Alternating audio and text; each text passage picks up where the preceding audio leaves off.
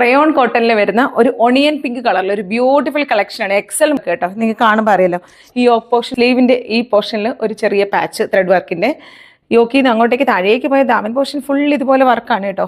ഒരു scallop finish അല്ല എങ്കിൽ സ്കാലപ്പ് മോഡലിലാണ് അവർ ഇവിടെ എംബ്രോയിഡറി ചെയ്തിരിക്കുന്നത്. Heavy thread embroidery. അതിൻ്റെ ആ വർക്കിൻ്റെ ആ ഒരു തിക്നെസ് ഒക്കെ നിങ്ങൾ നോക്കി എന്ത് ഭംഗിയാന്ന്.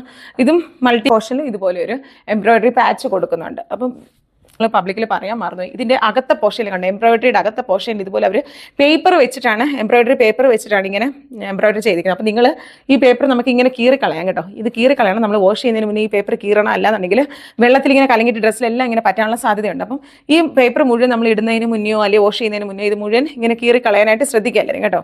സെയിം പ്രോഡക്റ്റ് തന്നെയാണ് കേട്ടോ. ഫീച്ചേഴ്സ് ഒരു വ്യത്യാസവും ഇല്ല. സെയിം സാധനം, ഹെവി ത്രെഡ് എംബ്രോയിഡറി. നിങ്ങൾക്ക് പാർട്ടി വെയറായിട്ട് ഡെയിലി വെയറായിട്ട് റഫായിട്ട് വേണമെങ്കിൽ യൂസ് ചെയ്താലും ഒരു കുഴപ്പമില്ല. എപ്പോഴും നമ്മൾ പക്ഷേ നമ്മൾ ഡ്രസ്സൊക്കെ എപ്പോഴും ലേഡീസിൻ്റെ ഡ്രസ്സുകൾ എപ്പോഴും കെയർ ചെയ്ത് ഉപയോഗിക്കുന്നതായിരിക്കും നല്ലത്.